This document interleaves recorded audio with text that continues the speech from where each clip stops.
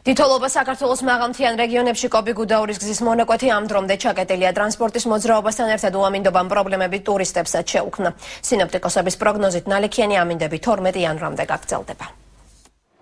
სააგენტო იტარტასის ფოტოკორესპონდენტი მიტია ალეკოვსკი მოსკოვიდან მეგობრებთან ერთად გუდაურში ახალი წლის შესახვედრად ჩავიდა. რუსი ტურისტები დიდ თოვლობის გამო ლარსის გამშვები პუნქტით სამშობლოში დაბრუნებას უკვე 3 დღეა უშედეგოდ ცდილობენ. გუდაურში ახალი წლის შესახვედრად ჩამოვედით. გზა დაიკეტა და ვეღარ ვახერხებთ უკან დაბრუნებას. ყოველ ნახევარ-საათში ამოვდივართ სანახავად, გზა გაიხსნა თუ არა. თუმცა ადგილზე ამომწურავ ინფორმაციას არ გვაწვდიან, რამდენ ხანში მოხდება ლარსის მიმართულებით გზის გახსნა. არ ვიცით როგორ მოვიქცეთ.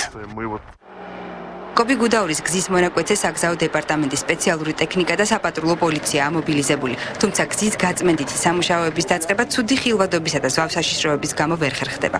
ცხეთა სტეფან-წმინდა ლარსის პოსტაკოვის მონაკვეთზე ზვავსაშიშროებისა და დიდ თოვლობის გამო ყველანაირი სატრანსპორტო საშუალების გადაადგილება შეუძლებელია. ანუ აკრძალულია. ხოლო ფასანაური გუდაურის გზის მონაკვეთზე მობილიზებულია საგზაო სატრანსპორტო საშუალება, რომელიც წმინდავენ გზას. კობი-გუდაურის 12 კილომეტრიანი გზის მონაკვეთის ჩაკეტვის გამო ყაზბეგის რაიონი გარე სამყაროს არის მოწყვეტილი. ინტენსიური თოვის გამო გადაადგილების პრობლემები ლარსის ცენტრალურ მაგისტრალზე შეიქმნა. დიდ თოვლობის მიზეზით გზა ნაქერალოს უღელტეხილზე ჩაიკეტა.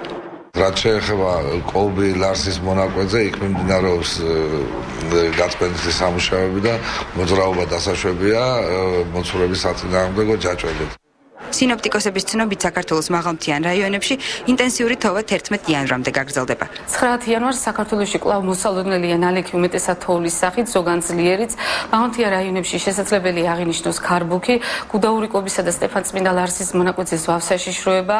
სინოპტიკოსების ინფორმაციით 12 იანვრიდან საქართველოს მთელ ტერიტორიაზე გამოიტარებს.